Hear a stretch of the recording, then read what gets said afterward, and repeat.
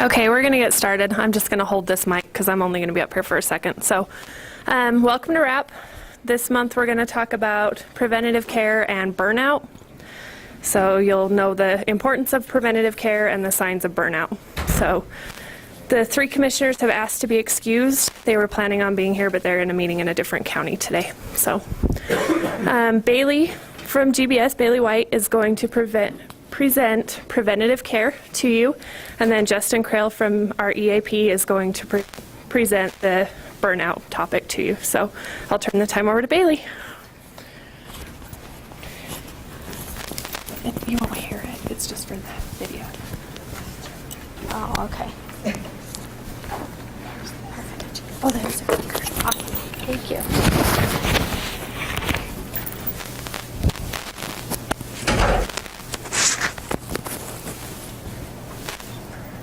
Okay. Like Jenica said, I'm with GBS Benefits, which is your insurance brokerage firm. We have Denise House here as well, who's also representing. She's the account manager. So she's here to just answer any questions if you have any, mainly so you don't have to ask me the questions.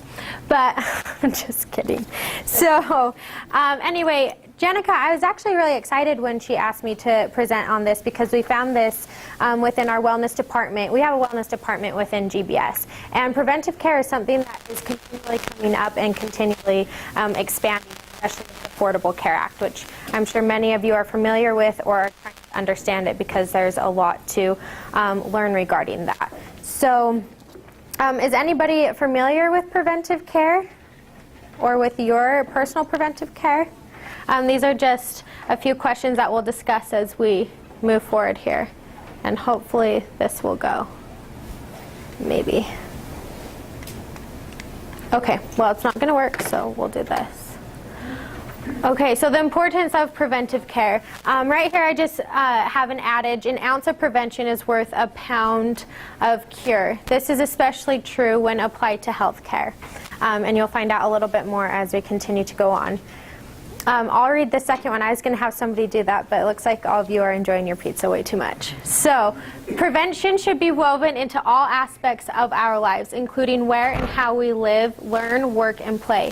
Everyone, government, business, educators, healthcare institutions, communities, and every single American has a role in creating a healthier nation.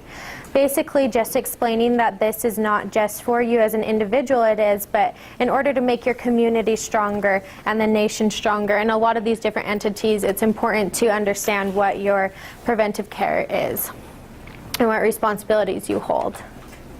So what is preventive care? Does somebody want to answer that? There's not a right or a wrong reason, but maybe what you think it is or believe it is. On getting your yearly screenings. Great, your yearly screenings. That's exactly right. Anything else?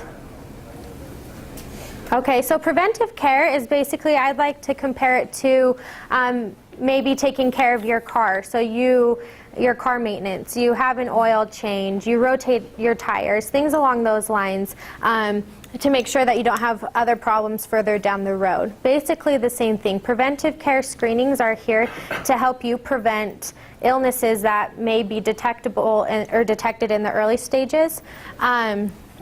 So, as this says, condition after it has progressed. Preventive care focuses on preventing disease and maintaining proper health. So interesting, and really quite, it really made me start to think that why do you think nationally that only half of Americans actually use their preventive screenings? That's something that we'll discuss a little bit further in, but for the recommended rate. Chronic diseases. There's many multiple different types of chronic diseases, but among those that are the most prevalent, I have listed right here. So chronic diseases such as heart disease, cancer, and diabetes are responsible for, and then I have a blank there, out of every 10 deaths. Who wants to guess? How many? What number goes in that hole? How many? 3. 3? Okay. Somebody else want to guess? I think I heard it. 7. 7 out of 10 deaths That's incredible. That is 70%. It continues to say that Americans each year account for 75% of the nation's health spending. So 7 out of 10 deaths. And what this is saying here in the next bullet point is basically that these are diseases or that you can detect early on through your preventive care screenings.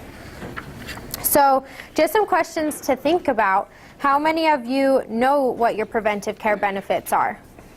How many of you are current and up to date on your preventive care? How many of you have a general physician or one that you see annually?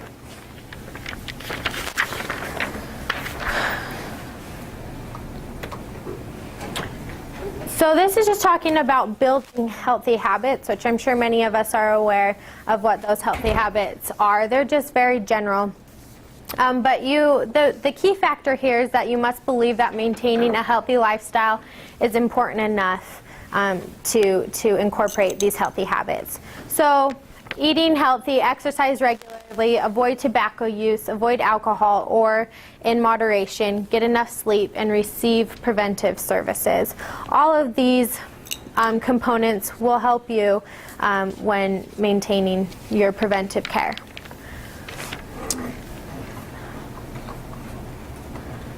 Fighting and treating disease. So it may occur that you go to the doctor because you're not feeling well. Maybe perhaps you did do your preventive screening, but they just didn't catch it. Or maybe you didn't do your preventive screening and then there was a disease found. This is also part of the preventive care strategy. And that is that if you do find a disease, it's most optimal to try and catch that early and get that fixed so you can nip it in the bud, so to speak. So, I mean, how many of us go and try and get care from the doctor after we're in bed sick? You know, so, and it's a lifestyle change and a thought process that we have to think about. And this just simply says on the last bullet point here that it's important to visit your doctor on a regular schedule, at least annually. Any questions so far? Okay. Moving here to the Affordable Care Act. This is just to help you become a little bit more familiar and how this incorporates with preventive care and your preventive care benefits. So the Affordable Care Act helps move the nation away from a healthcare system focused on sickness and disease to one that's more focused on wellness and prevention. That's the idea behind the Affordable Care Act. Here at the second bullet point, I want you guys to think about somebody to answer this question. Despite the benefits of many preventive health services, too many Americans go without needed preventive care. Why do you think? Is it a lack of knowledge? Is it not wanting to? So, does anybody have maybe an answer for that? Time? Money? So it is finances. It is for financial reasons. And that's what goes on to explaining here in the third point here that the reason for the Affordable Care Act is recommended preventive services without charging deductible, co-payment, co-insurance, or other cost sharing. So right here on this link, and this is something that you can access. I just didn't print it off because it's a rather large document, and hopefully it works. I think it's going to. It's thinking.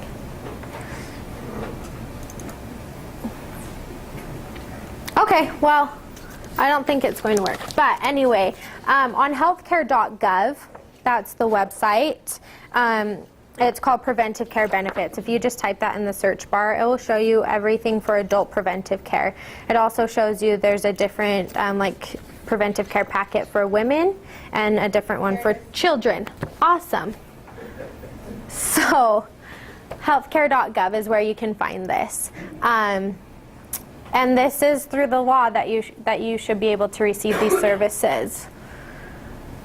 So again, right here on this side, preventive health services for women and preventive health services for children. And it goes through each individual screening. To mention as well, it's not necessarily like an invasive screening that's covered.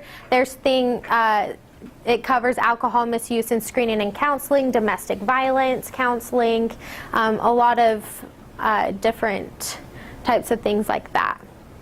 Diet counseling has your immunizations that are listed here. Obesity screening and counseling, so this just gives you a few different ideas. Tobacco use screening. I have a question.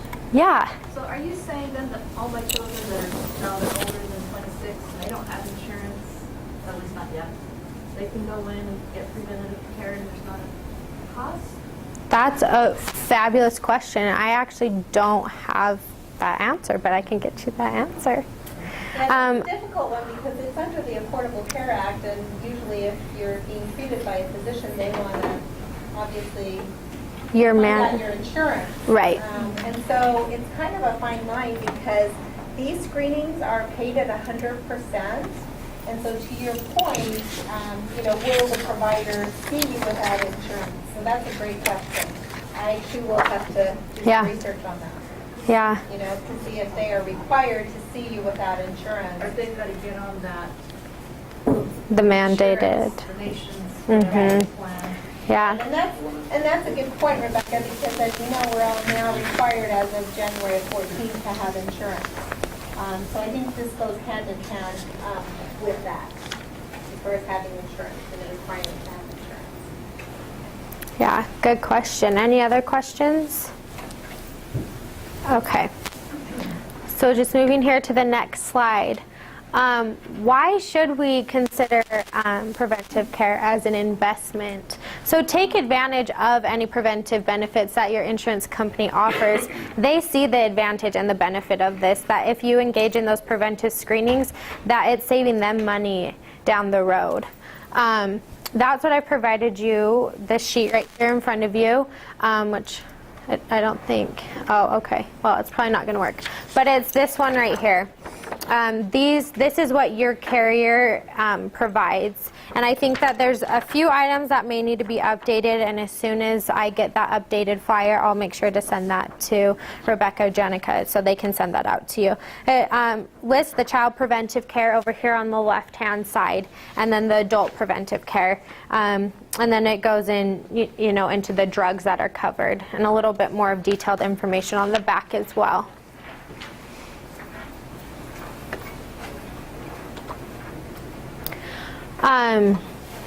Preventive care at every stage of life helps individuals. It's important to note that in order to I'm trying to think of the best way to phrase this, that at every different year in your life, there's a different type of preventive screening. Or maybe, for example, when you're X amount of at an age where you could receive like a colonoscopy, or for women, mammogram. So there's different preventive screenings as well as immunizations that you can receive. So preventive care screenings help you to stay healthy, to avoid those diseases that I have already discussed, as well as the delay or onset, and to keep diseases that have already formed from becoming any worse. It helps you lead a productive life and helps reduce healthcare costs. Moving here on to the next one. This is just discussing, again, more of what to look for, such as abnormalities. So any lumps or losing weight without trying, body aches and pains, changes in your stool, any skin color types of changes, or an itch that doesn't go away. These are all things to keep an eye on.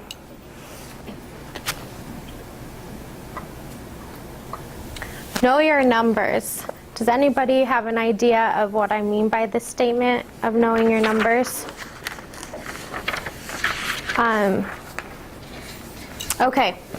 So knowing your numbers is just a term that's used in the healthcare field. And right there, where it starts with blood pressure, fasting blood glucose, those are the numbers that you should be familiar with where you're at. You should know your own personal numbers.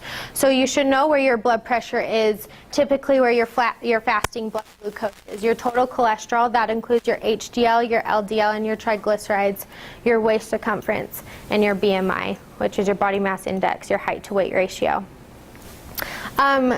I don't know. I do see a few familiar faces from the screenings that were a couple months back. Take advantage of what Box Elder County is offering to you. They annually have, through your carrier, have individuals come on site, actually right here in this room, and they will provide you with your numbers. It's just a simple finger poke, which determines, that can give you your glucose, which is your fasting blood, your blood sugar essentially, and then your cholesterol, which will also give you your HDL, your LDL, and your triglycerides, and they'll do the other measurements. So these are just good numbers to know and to compare to year after year.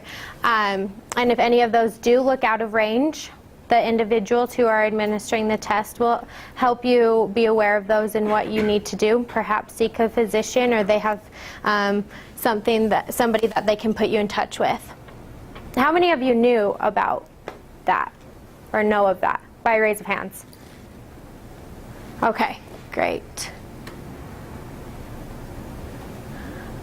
Also, you would be able to be informed of those numbers if you went and engaged in like an annual physical. Your physician would be able to tell you that. They may do a little bit more of an extensive, like full venipuncture blood draw that gives you a little bit more in-depth numbers, but it essentially tells you the same thing. And what we like to do, this is a little bit of a side note, but with that information, with the information that we receive from that, if we call it a health fair, if that's what you want to call it, we want to take, I look at that data and I get to compare it year after year. It's non-identifiable, but to see where your group is at a whole, and maybe where we can target.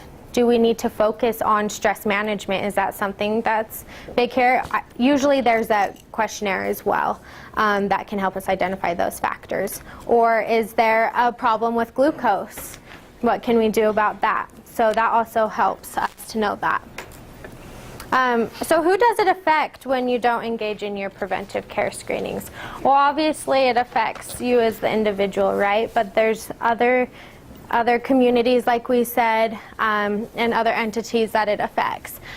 Opportunities for prevention impact all Americans regardless of age, income, or perceived health status. Interestingly, at the second bullet point, as more and more people get on the preventive healthcare bandwagon, it will be benefiting all of us collectively.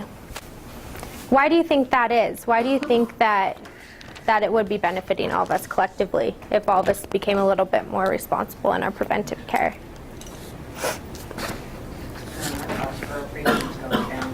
Exactly. Right there in the very last bullet point. This results in higher health costs, higher insurance premiums, poorer medical services for each individual, and highly taxed medical system.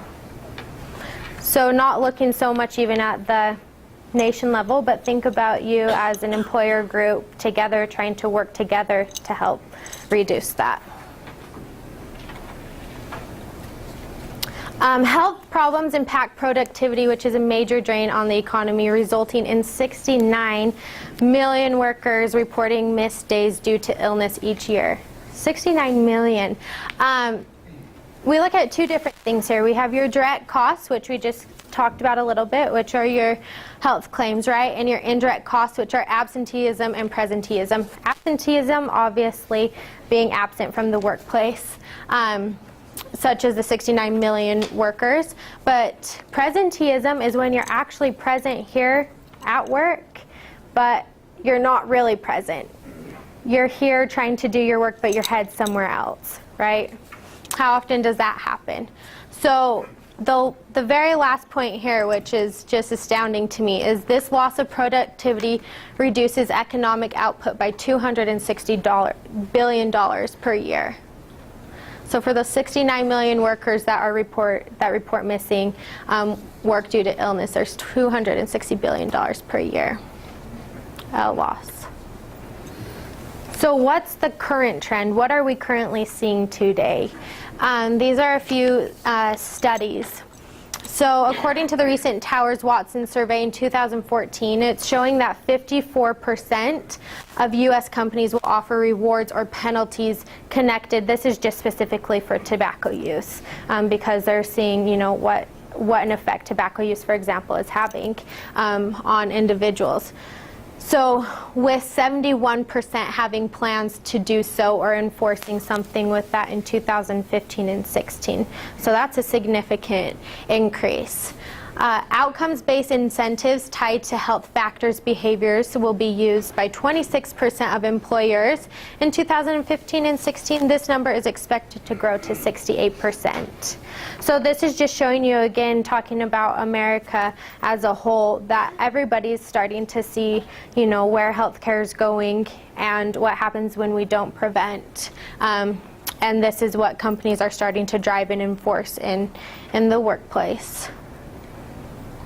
So what is the challenge? What's the challenge that we're currently seeing? That employers pay about 76% of U.S. health expenses, and the consequences of unhealthy behaviors affect their bottom line. Again, those direct and those indirect costs. These two studies here are showing consequences or the pros of your direct costs and indirect costs. So Harvard found that their medical costs fell by $3.27 for every dollar that was invested into wellness.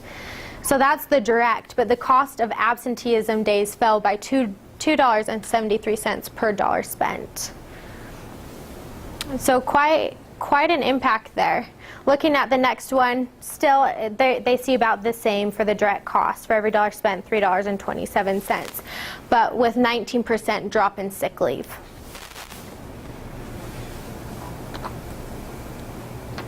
So again, why is it important to engage in preventive care? I feel like I've said that a lot. But preventing disease is key to improving health and keeping health care costs under control. So when we invest in prevention, the benefits are broadly shared, right? And ideally, I think, also why Jenica wanted me to come and talk is because you as employees are important to the county, right? And to the business. And so they essentially want you to be happy and healthy and well, so you can be productive here at work and have less absent days. And so your health care maintains affordable for all of you. And I did have a little video, and I don't think it's, oh, maybe it will work. Oh, it works. But without, let's see if this works. Maybe it's,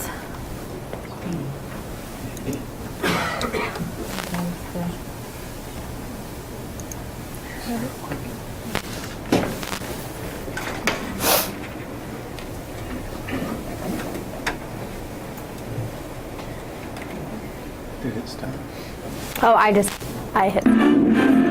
There you go.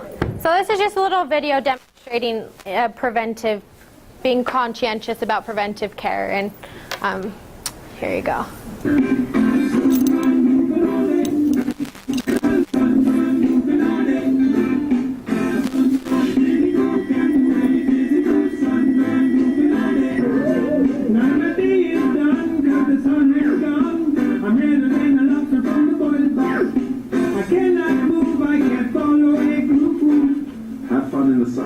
With these Sun Smart. Anyone can get skin cancer, even young people. One person dies of melanoma every hour in the US. You can save your life by using sunscreen, skipping tanning beds, seeking shade, and getting spots checked. This is a public service message brought to you by Mayo Clinic.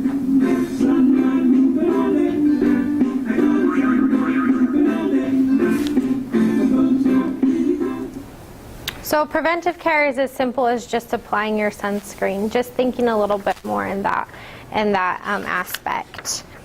Do I have any questions?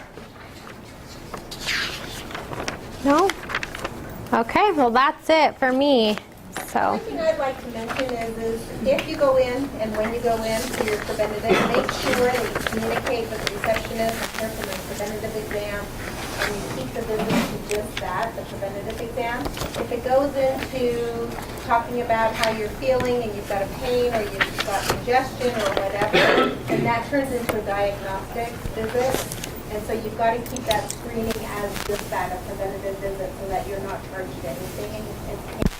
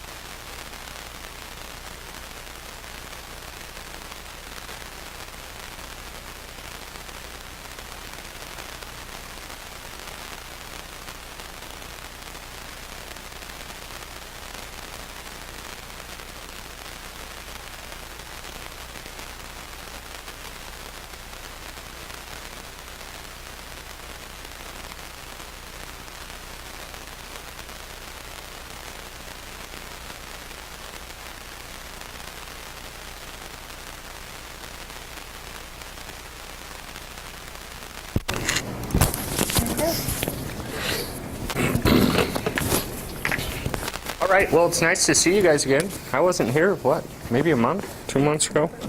Seems like yesterday. But we're kind of going along the same lines. I know Bailey's up here talking about the importance of preventative care. It's extremely important, and you know, I see this on and on and on. We don't take care of ourselves until we're broken, and then we go get stuff fixed. I see this especially in the mental health arena. We wait and wait and wait, and when we could have taken care of things early on where there were some early warning signs and they would have been much easier to deal with, we wait and wait and wait and wait till there's a big problem and take care of it. So along these lines of preventative care, I want to talk about burnout and what it is, and some warning signs and some things you can do about it. Burnout shows itself in many ways that we may have just gotten accustomed to, because we often experience this quite frequently, and maybe it's become a normal part of your life. So if it has, here's going to be some signs and symptoms that we need to pay attention to. These are interesting statistics. Excuse me. American workers not only take the least amount of vacation, they're given the least amount of vacation of any modern developed society. If you know, I have friends and colleagues in Europe, they get a couple months off, and guess what they do? They take it. How many people here use all of your vacation time every year? Yeah, look, there's like 4 of us. How many people here don't take all of our vacation time every year? There you go. This is very, very important concept. In other modern cultures, they leave. They go. They take their 8 weeks. They're gone. You know, they're encouraged to do it from their employer, and they take off. And the reason why is because it's good for you. It's actually good for your productivity. It's good for your stress management to take that vacation time. It's something you want to keep in mind. So I encourage everybody to take a vacation, even what I call mini vacations. That's load up the pickup truck and drive up the hills to the woods and, you know, sit by the river or something, so it doesn't have to cost you a lot of money. How many people, when you're on vacation, check in with the office? I do, constantly. This is a thing we probably shouldn't do either. 1/2 of workers report that they feel a great deal of stress on the job. Yeah, we all have stress on the job periodically. I think it becomes more a problem when that stress becomes pretty continual and regular. Working moms. More and more mothers are in the workplace. The statistics are up. So not only are you being a mom, which is a full-time job on its own, you have to take care of working too.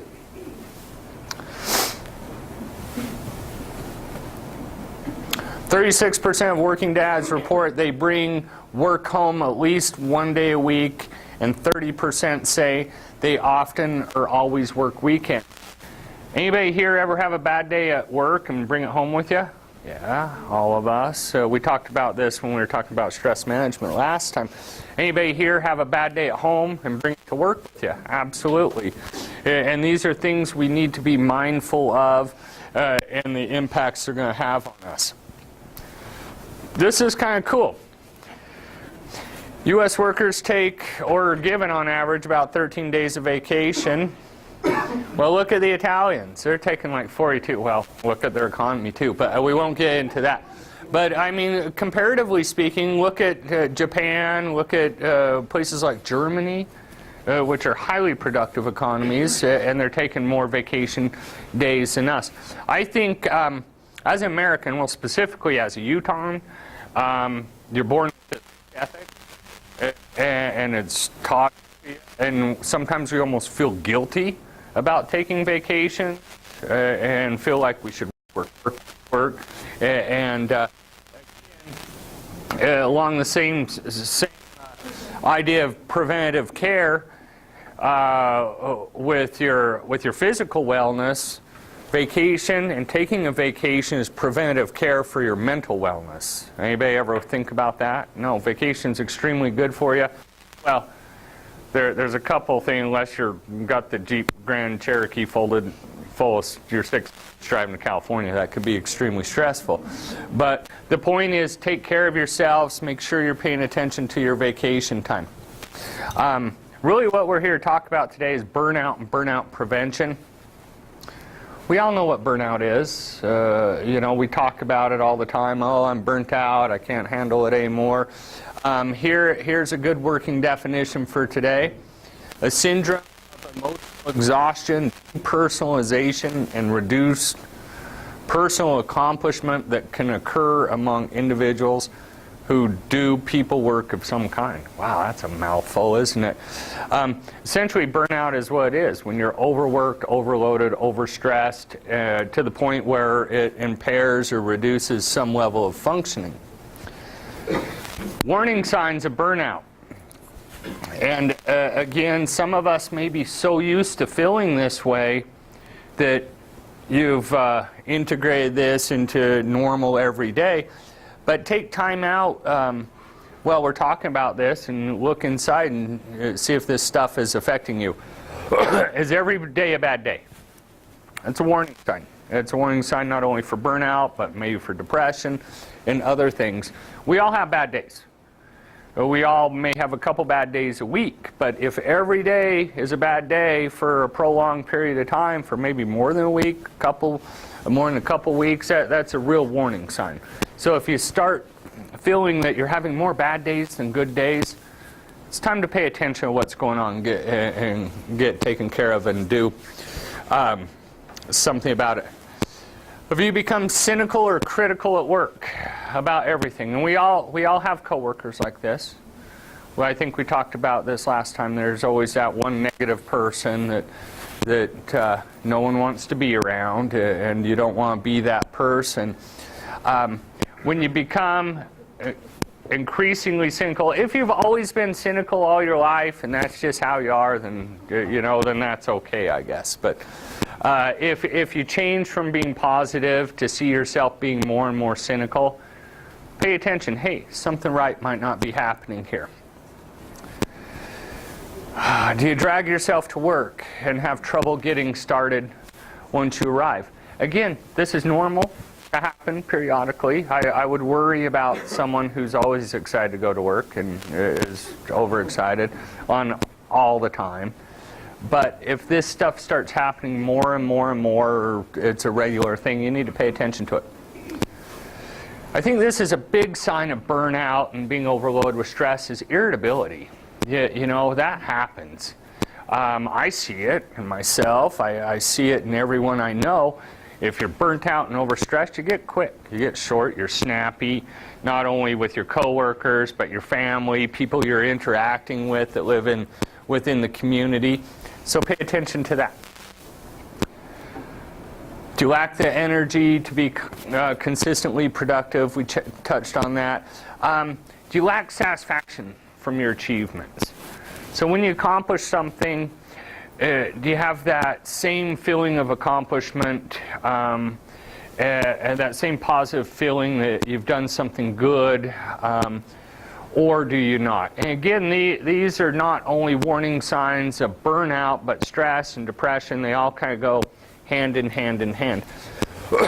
So again, all these things happen to all of us periodically. The problem is if they start happening to us more and more and more and nothing changes, that's when you really want to pay attention to burnout. So all of us experience some short-term temporary burnout. Absolutely, that's normal, but it's when it becomes a long-term type of deal that we want to pay attention to it. Some big warning signs that you'd see is if you're drinking and gambling, shopping increase, or you just don't have the control over that stuff you want to. A big thing with stress and burnout, sleep habits. You're either sleeping too much or not sleeping at all. Anybody here ever have those thoughts from 2 a.m. to 4 a.m. about everything in the world that you got on your mind? Yeah, we all have at one point or another. Again, it's when those are all encompassing and affect your normal life. Stress and burnout and even depression, again, really impact our physical status too. A lot of people that experience chronic depression also have chronic back and neck pain. Headaches are very strongly related to stress and burnout. Also, very, very high correlation of disease, specifically heart disease, cancers, things like that, are linked to prolonged exposure to burnout and stress. What happens if we're feeling burnt out and having those problems? It affects our immune system and we get sick. So pay attention to this stuff.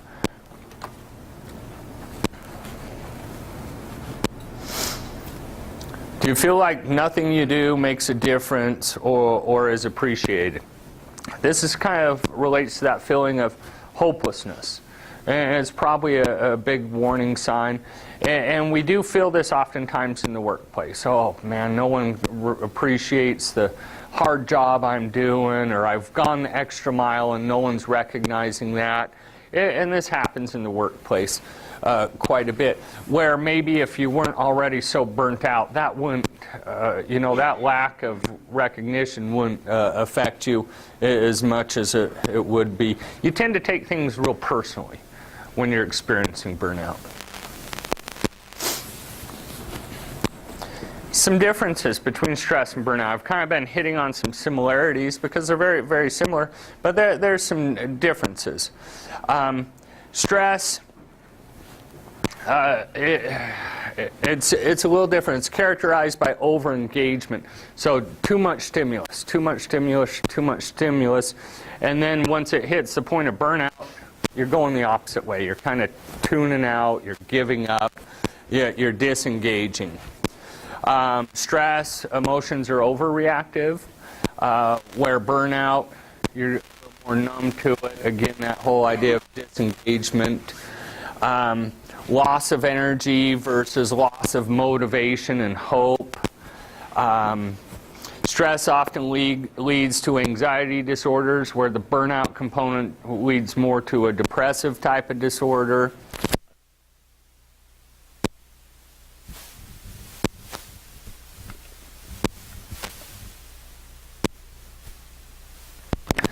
Where the effects of burnout are more emotionally. Stress may kill you prematurely, where burnout may, again, make you feel hopeless and life is not worth living. Effects on performance. Again, we're concerned about how you perform at work and perform at home. That's the whole of the employee assistance program. And as we're just here to help you out to make life better. But if you're feeling the effects of burnout, it's hard to concentrate. It's hard to focus because you're disengaged. You don't care. You have increased errors. We see a lot of this. Maybe increase in workplace accidents. We'll see distractions, overall lack of productivity, memory lapses. And again, we all have these periodically. Now, if it becomes an ongoing problem, that's when you want to pay attention to it. Lack of organization. This is a big one. I've seen a lot of people within my workplace, and I can tell when they're starting to experience burnout, because these are people that have those super clean desks. You know those types. I'm not one. And all of a sudden their workplace starts turning into a disaster, a disorganized area. That's often a sign of that they're experiencing burnout. So pay attention to those things in yourself. If you're typically that person who has a spotless, tidy car, workplace, laundry room, and all of a sudden it goes into utter chaos, that's some signs there's something going on in your life you want to pay attention to. Absenteeism, presenteeism, of course, and tardiness are often effects on performance, and feelings of self-doubt, that you're not good enough to, and not doing a good enough job, those types of things. Anyway, the warning signs and symptoms are all around us. We could go into that all day long, but what's important are kind of doing some things to change that. And again, the point I'm reiterating is we all experience this stuff. No one's immune to it. It just happens. The real warning sign is if it happens more and more on a regular basis and you can't break the cycle. That's when you want to address this stuff. Some helpful mantras, some things you can say to yourself that might help you. And this kind of does some cognitive restructuring type of stuff. It changes your way of thinking about different things. I am responsible to my employer, but I am not responsible for all the outcomes of my employer. Something like that. I am on call, but I am not on tap. It can change the way you view it. Let go. And I'll go on. There's a mantra that's always helped me in times. If you can't control, let it go. There's just some situations in our life that we have no control over, and we all want to have control over everything around us all the time. That's kind of our nature. But in situations you can't control it, let it go. All right? Some things that will help you deal with burnout, or since today's theme is kind of prevention, things that can prevent burnout in the first place are certainly writing down your feelings. All right? If you're one of those who can do that, or have done this in the past, rejuvenate journaling and writing down your feelings. Now, if you're someone who's never done any type of journaling, what are the odds that you're going to take it up now? Probably not real good, but try it. Massage or relaxation, that sounds good. Actually, that can really rejuvenate yourself, even if it involves, my idea of massage is backing up to a tree or a corner of a wall and rubbing my back on it. Yeah, seriously. But things like that help. Exercise is awesome. And again, last time I was here, we talked about the tendency for humans when we get so busy and burnt out or stressed or whatever, the first things we stop doing are the things that are the best for us, right? So if you're feeling burnt out, you'd stop exercising. You stop doing the things that are good for you when that's really, really important that you should be doing. So exercise is very, very important. Also, along those same lines, your hobbies. Don't drop your hobbies. If you find yourself that, for 20 years you tied flies or something, every Saturday afternoon, and all of a sudden you stop doing that, that's a warning sign. Put those things back in life, and if you can't, that's when it's time to reach out to someone. Spend quiet time alone every day.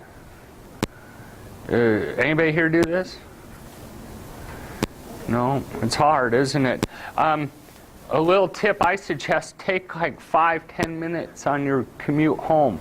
Take the long way home.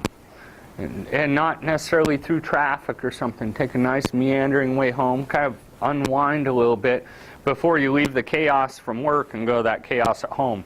You need to have a little bit of that quiet time.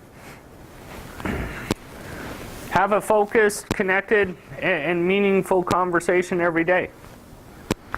I know that's difficult, but it's a good thing to do. And, relax. Hang out with your friends.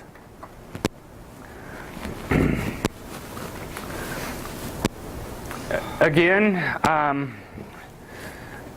we talked about a lot of signs and symptoms of burnout and some of the things to do to prevent and to address burnout.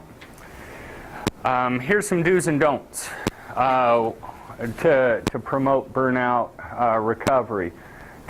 Get support if you need it. Again, the thing is, if it's over 10 days, 14 days, and you can't break that cycle of these things we've talked about, get help. Because all it's going to do is mess with you more and more and more and more. And we're all about prevention. So an example I always talk about, if you break your arm, do you wait 3 weeks to go to the doctor and get taken care of? Some people do, but most of us go right away and take care of it. But if your brain's broken, people wait for years, and it just festers and gets worse and worse and worse. So look at it that way. So if you're broken, burnout's not a sign of weakness. It's reality in this day and age. Be responsible and take care of your stuff. Slow down. Slow down a little. Going faster and faster and working yourself up more isn't going to help with the burnout. Understand what you're going through is normal. Everybody here has experienced this stuff in one way or another. I think the key to overall wellness, if it's mental or physical, is to exercise and eat properly. And again, as we've talked about over and over and over, when we're not mentally healthy, we stop doing the stuff that makes us mentally healthy. So get into that habit of doing some exercise. Sleep well. Take time off. All right? For those of you who are rat-holing your vacation so you can retire like 11 years early or something, I don't know if you guys have that program up here, but I have friends who do that. They're like, yeah, I can retire 7 years early. I've saved up all my vacation. I'm like, dude, you're going to be dead because you're going to be so stressed out from never going on vacation. So take time off. There are a lot of affordable things you can do. That's the biggest argument I hear is why people don't go on vacation. Oh, it's expensive. We're in Utah. Come on, there's things you can do that are very, very affordable that take absolutely no time at all. Develop, I don't know what N and N is, so we won't talk about that. Nurture yourself more than others. Remember, you need to take care of yourself before you can take care of other people. This whole idea of saying no, I'm the type of yes guy who anybody asks me to do something, I'd be, yeah, and then I find, where's my weekend go? I got to help buddy move his couch, I got to do this, and then I have no time for myself. Make sure you take care of yourself first before you try to take care of other people's. Develop interests outside of work. Work cannot be your whole life. You spend enough time there already, you need to have some other interests. And the benefit of that, you'll actually end up being a better employee. Employees that are 100% focused on work eventually don't end up being the best employees because it's not that healthy for you. Reevaluate what's important to you. And here's an example of this. I've got a buddy, he's an engineer, and he's Austrian. And you ask him, and it's one of those groups that takes a lot of vacation, 8 to 10 weeks, something like that every year. And you ask him, so what do you do? He's like, well, I travel, I love to ride horses, I hunt. I'm like, what? No, I mean for work. So the example is, when you ask a lot of these guys what they do, they don't tell you their job immediately. Where if you ask someone in our culture, what do? What's the first thing they say? I'm a sheriff, or, I'm a county clerk, or they associate their job. And that really hit on me, that we identify ourselves so much with our jobs and not actually what we do for fun, which worries me a little bit, because we need to really reevaluate what's important. The only reason I work is to make money so I can go have fun. Bottom line, I mean, it doesn't sound that great, but it makes me a better employee to think about that. Do something fun. I would think every day do something a little fun, or read a joke or something humorous. Start the day with a relaxing ritual. This is difficult because some of our mornings can be rather hectic. Again, this might be another time where get up a little earlier and take a little longer drive to work, or walk, or do something that's relaxing in the morning. Because if you start your day off stressful, and I think we talked about this last time, it snowballs. You wake up rattled, you get out of bed, you stub your toe. If you don't intervene, then next thing you're going to do is spill your bowl of cereal, and then the dog will run away, and then you'll get stuck into, you know how those days go. One way to intervene in that is to do something really relaxing. Take a daily break from technology. All these people texting and looking at their emails during our presentation. This is very important to do. Log off of Facebook for an hour. Come on. That's okay. Turn off the computer. Respond to calls or emails at a scheduled time during the day. This is very important. More and more, I think we're all so connected that we feel we have to respond to anything immediately. Anybody here ever work before cell phones and emails? Yeah, most of it. I think I worked with the county before cell phones and emails. And it was business function just fine, didn't it? Yeah, I think maybe even better in some places. So don't feel that stress and pressure to always have to be on your phone. Right, Bailey? Right. Uh-huh. But it's hard because we feel like we need to be plugged in, connected, and responding right, left, and as fast as we possibly can. But we don't need to. Relax. Think of burnout as a gift. Okay? That sounds kind of weird, but think of it as a reminder of all those things you probably should do, and as a way to get back on track. Some things not to do, okay? And again, we can look at these as also warning signs. Don't isolate. When you're feeling burnt out, one of the worst things you can do is isolate, hide. We really have a tendency to blame others because we have become so hopeless within ourselves. We have no control. We like to blame others for the problems. Don't necessarily quit your job, buy new cars, get a divorce, have an affair. A lot of people look at burnout, and this happens with a lot of professional men and men that are working in their late 40s, 50s. They call it, what do they call it? Midlife crisis. And it's really being burnt out. And boy, that shiny red Corvette sure helps for a minute, but not for very long. Don't make any major decisions when you're feeling that way. And let me tell you, temporarily it will feel better, but in the long run, it doesn't. If you're already overwhelmed, don't listen to other people's problems. You don't want to hang out with people that are feeling burnt out too. This negativity stuff is contagious, and it'll just bring you down. Again, if you're not in proper order, you have no business trying to help other people. Don't hire a lawyer. A lawyer's not going to help you with your burnout. I don't know if they're seeing the legal beagles in here. Don't self-medicate. And number one, don't neglect the things that are good for you. Sorry, my colleague put this together, but as she calls it, let's all practice safe stress. She thinks she's funny. I don't know. Again, burnout is similar to stress, but it's different. It's going to impact you on the long term more emotionally. Stress is going to impact your health and more physical stuff. I'm not too concerned with the differences of those because they're both very, very destructive and damaging. And again, this stuff is all stuff you guys know.